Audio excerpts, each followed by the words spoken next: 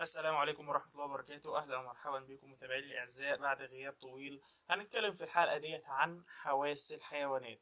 يعني في الحلقة ديت هنعالج مسألة مهمة جدا، هي إن كل حيوان بيمتلك صفات فريدة بتميزه عن الحيوان الآخر، وعلى أساس الصفات ديت بتتعدد الحواس اللي بيمتلكها الحيوان وبتتطور على حسب المنطقة اللي هو فيه وعلى حسب رقي الحيوان. ففي الحلقة النهاردة هنعالج المسألة ديت، واتمنى ليكم مشاهده سعيده، واتمنى انكم هتستفيدوا، فكملوا معايا بعد.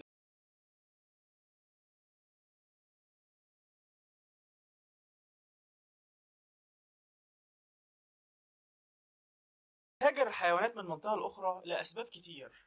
يا اما بتهاجر عشان تبحث عن الماء والغذاء، او بتهاجر عشان خاطر التكاثر، او الى اسباب كثيره اخرى مش هنقدر نلمها في حلقه صغيره.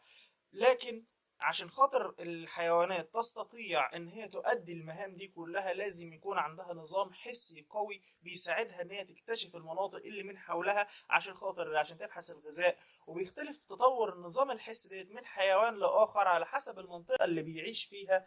فعلى سبيل المثال سمكه المهرج اللي هي السمكه الملونه ديت، او بكل بساطه سمكه نيمو اللي احنا زمان كنا بنتفرج على الفيلم بتفرز مادة لزجة بتحميها من عض مضيفها وهو شقائق النعمان، وبالطريقة ديت بتحمي سمكة نيمو نفسها من الضواري. في المقالة ديت هنبحث الحيوانات المائية والحيوانات البرية من حيث تطور حواسها وتكيفها مع بيئتها المحيطة. هنبدأ الأول بالحيوانات المائية. فالأعم والأغلب في الحيوانات البحرية، سواء كانت بتعيش في البحار أو المياه العذبة، إن هي بتستفيد دايما من حاستي الشم والتذوق. فهي بتشم وتتذوق كل الأشياء اللي بيحملها لها التيار. ولكن حواس الكائنات دي بتختلف من حيث الحدة والضعف باختلاف البيئة اللي بيعيش فيها الكائن دوت أو درجة ارتقائه. فمثلا هنضرب بعض الأمثلة عشان توضح الحاجة ديت. في حالة الحيوانات اللي هي ما بتتحركش من مكانها مثل حيوان الإسفنج، فبيكون أهم حاسة بيمتلكها هي التذوق أو الشم، لأنها تختار ما تحتاجه مما يجرفه عليها التيار. في الحالة دي يقدر يحدد الحاجات اللي هو ممكن يستفيد منها أو ياكلها عن طريق الحاستين دي.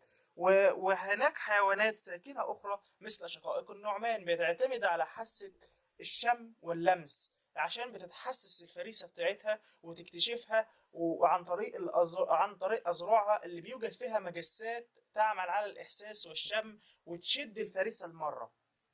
رقم اتنين، النوع التاني من الحيوانات البحرية اللي هي الحيوانات الطليقة، فبتكون في الحيوانات ديت حاسة الشم فيها مهمة جدا، وبالأخص عند الصيد.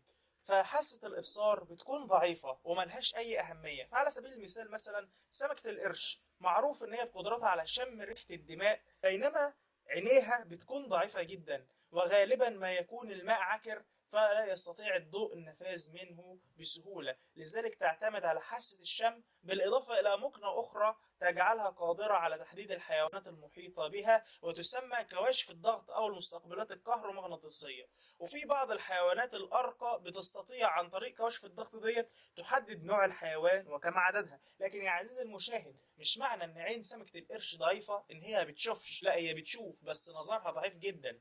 بس اهم حاسة فيها واكتر حاسة متطورة فيها هي حاسة الشم، وبالاضافة الى حاسة الكواشف الكهرومغناطيسية.